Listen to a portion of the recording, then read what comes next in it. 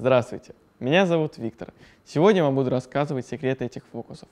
Я вам буду показывать секреты на специальной толстой белой нитке. В отличие от этого, в упаковке лежит невидимая тонкая леска. Для того, чтобы научиться показывать фокусы, вам надо знать две основные вещи. Первое – это длина нитки. Нитка имеет длину примерно от среднего пальца до локтя. Это приблизительно вот столько. Второе – это куда цепляется веревка либо леска. Она цепляется на пояс. У вас в наборах идет катушка. Ее вы можете убирать за пояс.